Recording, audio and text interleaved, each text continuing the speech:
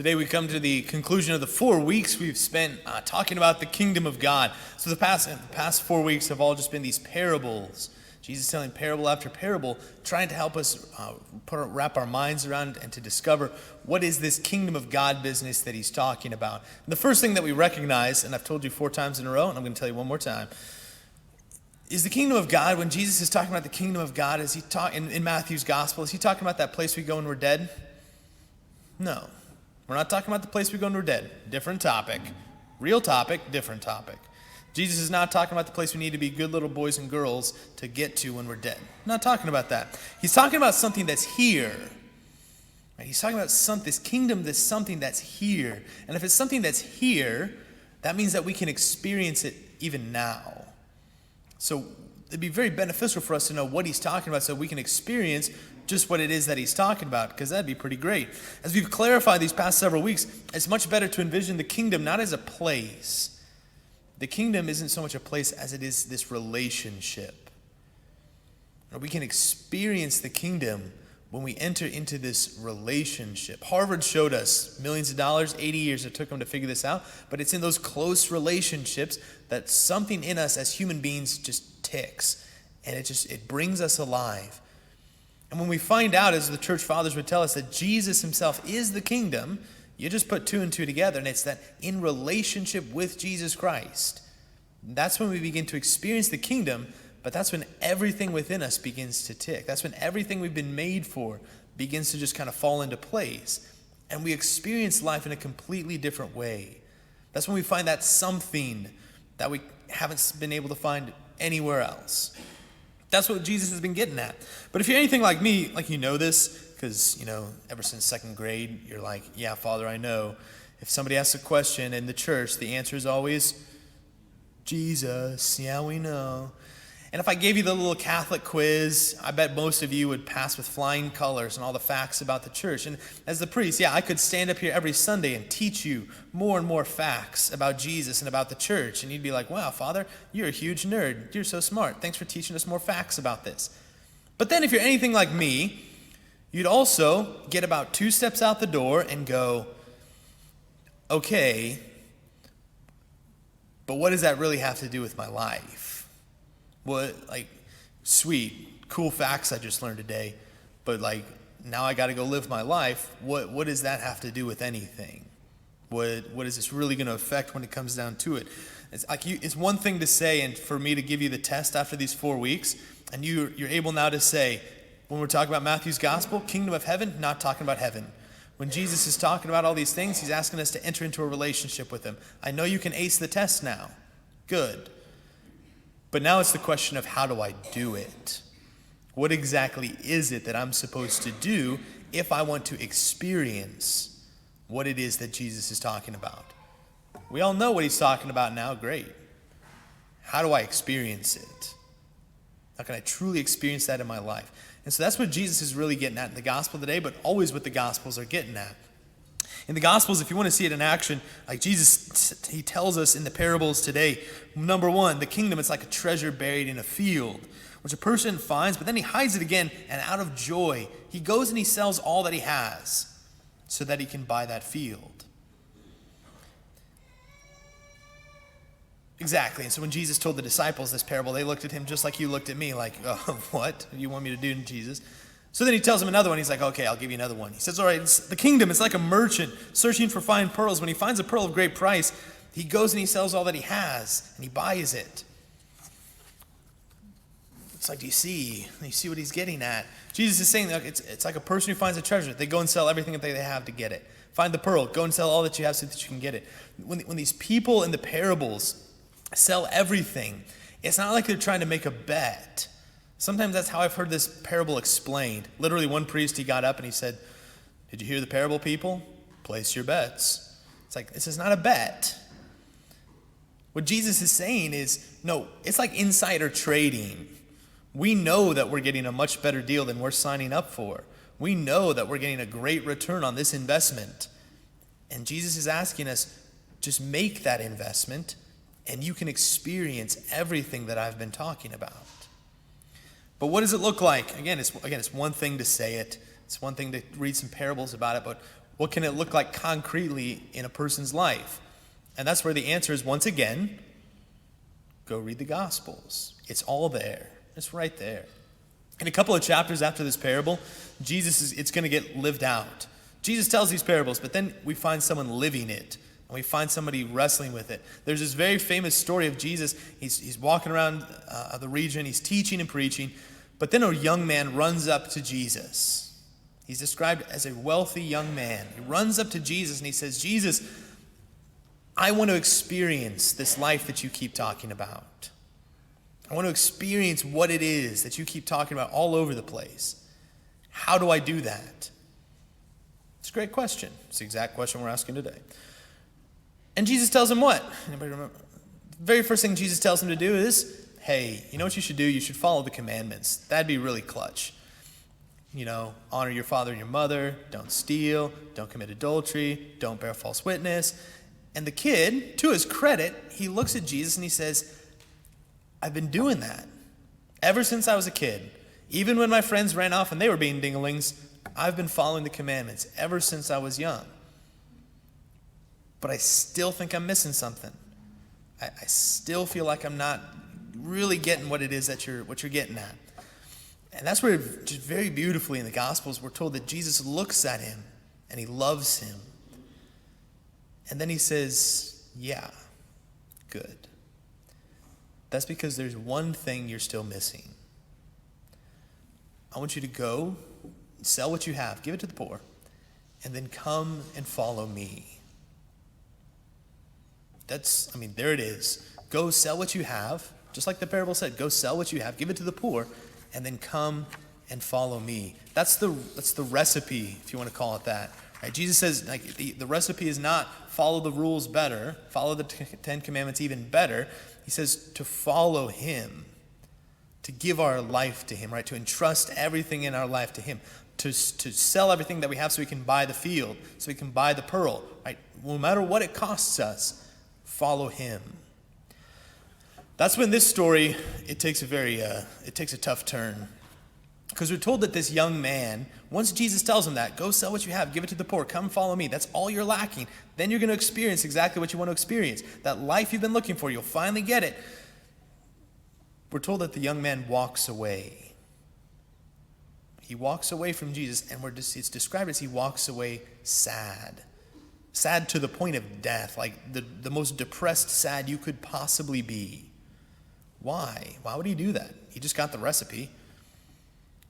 And then the Gospels just says one little line, because he had many possessions. Okay, this young man, he had found the kingdom.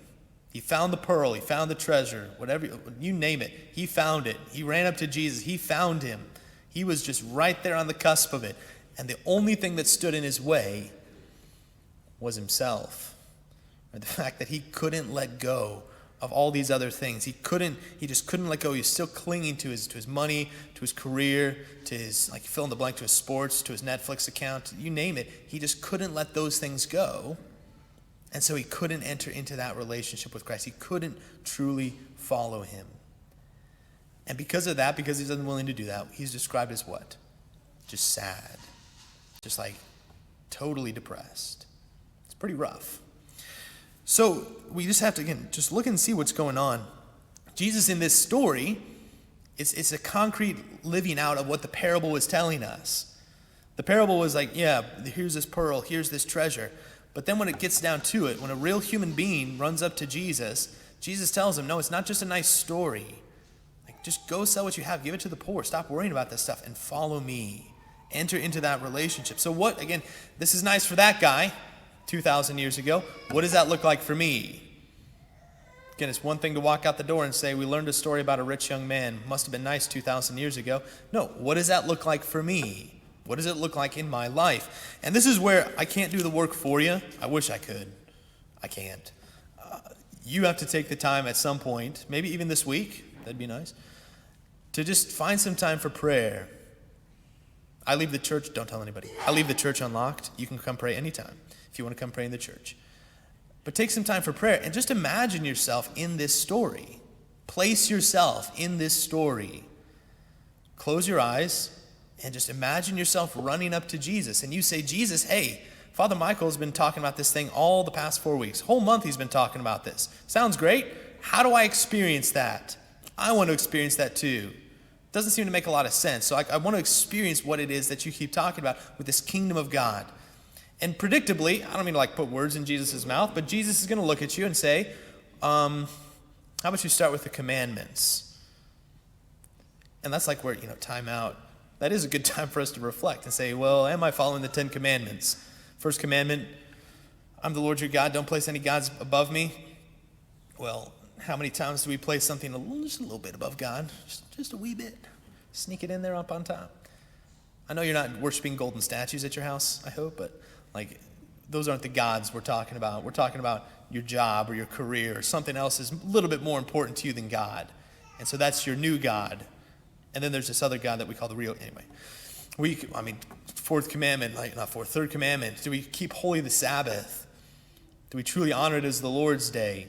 Or is Sunday more like my day? I do what I want. Sunday's about me, myself, and I, and the Chiefs, and the lake. It's there's nothing wrong with leisurely activities. I've told you that 4 weeks in a row too. But is it the Lord's? Anyway, I can talk about the commandments all day. But Jesus is going to ask you, are you living the commandments? Start there. Baseline. And then because you're all good little Catholics, you're going to say, yes, Jesus, I am living the commandments.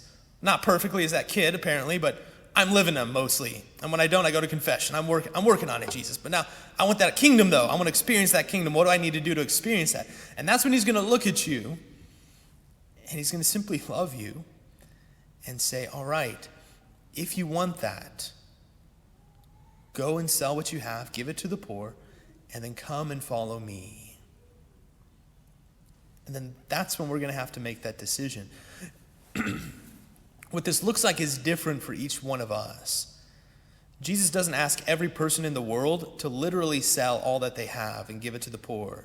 He doesn't ask literally every one of us to go live in a cave or something, if that's what you think he means. Jesus is going to look at you and your possessions, your wealth, and ask you what it is that you need to let go of so that you can enter more deeply into a relationship with him.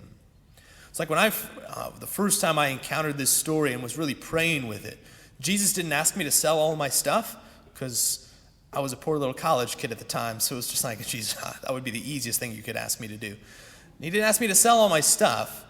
Jesus showed me in prayer, he showed me that the possession that I was holding on to, the thing that I was walking away sad, holding on to, it wasn't money. For me, it was my own plans for my life. I had set up just beautiful little plans. I've told you before. I've set up beautiful plans for my life and how it was going to go, the things I wanted to do. And the Lord asked me he asked me just, let go of those things. Sell them. Give those to the poor. Let somebody else, but then come and follow me. I don't know what it looks like for you. I don't know what possession it is that you're holding on to that the Lord's going to ask you to sell. But that's something that you have to take to prayer. Again, I wish I could do the work for you and just stand here and tell you what it is. But that's something you have to do on your own in prayer and to ask, Lord, I want that experience. I want to experience this kingdom. What am I holding on to? What do I need to let go? And just think even just right now, what are those one or two things that if somebody said, hey, I think you should stop doing those so that you have more time for Christ, you'd be like, yeah, maybe not. What is that something in your life that you probably even already have in the back of your head that's I really hope it's not that? Because that might just be what it is the Lord's asking you to let go of so that you can enter more fully into this relationship with him. Why? Because he's trying to control you? No. It's because he knows there's something even better that he's trying to give to you. Just real quick, when you read this story to little kids, we're talking under 4 or 5 years old, when you read this story, these parables to little children, the thing that they focus on is how beautiful the pearl must be. They're that must be the most amazing pearl in the world. When we get older, we focus on, you mean I have to sell something to get it? I have to give something up to get this? We focus on the sacrifice we have to make. Little children, they help focus our attention that, actually, what if we just focus on the fact that this is literally the most amazing thing in the world? Who cares what it costs? Like, let's go after that. That's what the Lord is encouraging us to do. He's not trying to manipulate and control us. He's not saying sell your stuff to see if you're worth it. No, he's saying, if you want this, I want to give it, but you have to let go of these other things. These other things are getting in your way. The Lord is simply giving us the path to enter into that relationship with him.